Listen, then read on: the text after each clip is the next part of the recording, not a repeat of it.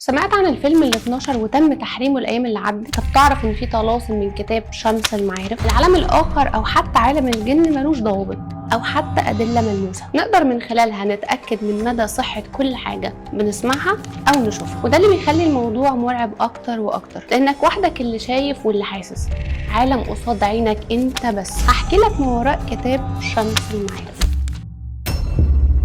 وراء كل حاجة بتحصل مجموعة حاجات. أنا مريم رجب في ما وراء الحاجات. أكبر كتب السحر في العالم وأشرسهم، واللي أكيد ضروري فضولك ما يحرككش تجاهه بأي شكل ممكن. لا تخافوا ولكن احذروا. الكتاب ده اتكتب على إيد أحمد ابن علي البوني، الشهير باسم أبو العباس البوني، وهو من مواليد مدينة بونا في الجزائر، واللي توفى في عمر 102 سنة، واللي اتعلم قراءات القرآن في تونس، واللي كان ماهر جدا في علوم النحو والبلاغة، واللي بيحكى عنه بأنه كان ورع جدا وشغوف بالعبادة والصلاة والصوم، وبيحب العزلة جدا والبعد عن الناس، وانه حج البيت الله، وانه كان رحالة ما بين البلاد، زار مصر ومكة وتونس علشان يدرس، وفي الآخر رجع لمصر لحد ما توفى. ايه الغرابة دي؟ حد كل اللي اتذكر عنه تقى وعبادة يكتب كتاب زي ده؟ الإجابة هتاخدها كاملة في الفيديو ده. جزئية إن الكاتب محب للعزلة والاعتكاف خلاه أكتر العلماء اللي اتنسب ليهم الكتاب ده. جزئية إن حد يكون ورع وتقي بالشكل ده خلاهم يختلفوا إنه يكون هو الكاتب الأصلي للكتاب،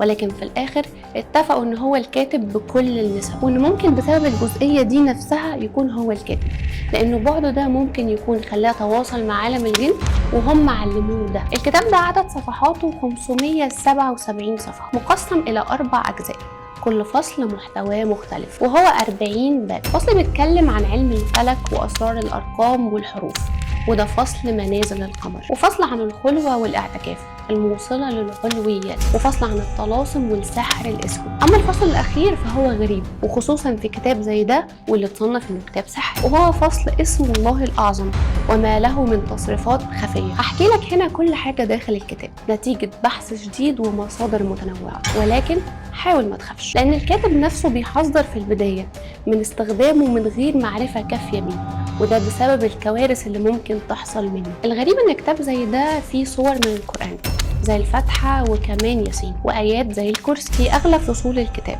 وكمان أدعية وأسماء الله الحسنى. البوني ربط ما بين المية والهواء والنار والتراب اللي شبههم بحاجات مرتبطة بجسم الإنسان. المية ليها علاقة بالرئة، والدم ليه علاقة بالنار، أما المرارة رطبة زي الهواء، والطحال جاف زي التراب. وزي ما كان بيشوف البوني انه اي اختلال في الحاجات دي هيأثر على جسم الانسان وهيعمل له اذى كبير، وده اللي كانوا بيعتمدوه السحر علشان يلحقوا امراض بجسم الانسان. الغريب بقى ان في جزء في الكتاب ده بيتكلم عن الملائكة، كل حد فيهم ليه يوم وشكل هندسي. فمثلا جبريل عليه السلام يومه الاثنين والشكل الهندسي بتاعه السباعي، اما اسرافيل اليوم بتاعه الخميس والشكل الهندسي بتاعه المربع، وملك الموت عزرائيل الشكل الهندسي بتاعه المثلث ويومه السبت. وكل ده بيدخل في الطلاسم والتعويذ. ولو كان كل ده غريب، تعال اقول لك الاقرب والمرعب والخاص بالجن. بيتكلم عن الملوك بتوعهم واسماء توابعهم، واللي اسمائهم شبه اسماء الملائكه، ولكن استعيذ بالله وانت بتسمع. كل واحد فيهم برضه ليه يوم في الاسبوع والكوكب اللي بيحكم. فمثلا رفائيل حاكم كوكب الشمس ويومه الحد، جبريل حاكم القمر ويومه الاثنين، وحاكم المريخ واللي اسمه سمس مائيل ويومه الثلاث. شايف التشابه مرعب ازاي؟ وطبعا زي ما ذكر في الكتاب ان دول ملوك الجن العلويين، وكل حد فيهم ليه اختصاص، اما السفليين وهم اللي بينفذوا اوامرهم، وطبعا مكانهم الارض. اسمائهم زي الاسد الغضوب، وده اللي بيستخدموه المشعوذين عشان يفرقوا ما بين المرء وزوجه، وعزازيل جن عشان البشر يحضروه لازم يكون على نجاسه، واللي بيشترط عليهم اعوذ بالله انهم يسجدوا له علشان يحقق لهم طلبهم. وكمان اتكلم عن القط الاسود وقال ان ده جن واسمه زيتون، ومعناه انه لما يظهر في مكان فاضي بيكون مستني حد من البشر اللي حضروه. وكمان في خدم ستات وبرضه ليهم دور زي ذات المحاسن، واللي بتحضر في المقابر، واللي عشان تعمل اللي انت عايزه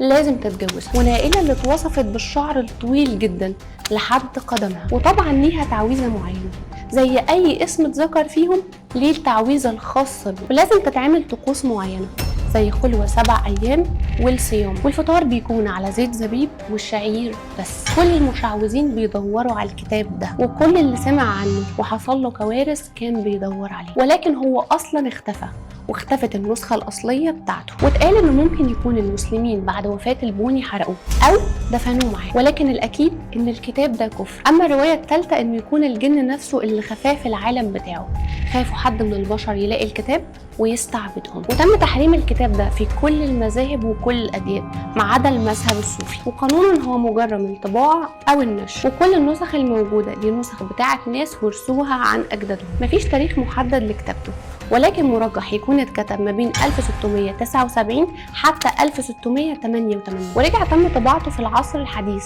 سنة 1895. تم إعادة طباعته في لبنان، ودي الدولة الوحيدة اللي مش مفروض فيها تجريمه على عكس كل البلاد العربية. على فكرة الكتاب ده في ناس حاولت توصل لنسخ منه وعرفوا بالفعل يوصلوا للنسخ، ولكن بمبالغ كبيرة جدا، ولكن برضو حصل لهم خسائر وكوارث رهيبة. واحنا مش هنتكلم عن اي تجربة اتحكت لانه ملهاش اي دليل نقدر نقدمه لكم غير معرفتنا ان في عالم تاني. اما جزئية الفيلم اللي اتكلمنا عنه ده اتنشر ومستخدم فيه طلاسم حقيقية، وبيحصل فيه كل ما يغضب الله عشان يحضروا الجن، ففي اغاني مع قرآن، وانه فعلا بيحصل ويحضر الجن في البيت اللي بيشتغل فيه الفيلم ده، ومش اي جن، ده الجن السفلي اكتر الانواع حبا للنجاسة، وعشان يحضر لازم يكون في معصية كبيرة زي الاغاني مع القرآن. اعوذ بالله. الطريق ده اخره بس هلاك، والبعد عنه غنيمة، وانه لو في طلب فهو من الله وليس من غيره. اخواني واخواتي وصلنا للنهاية.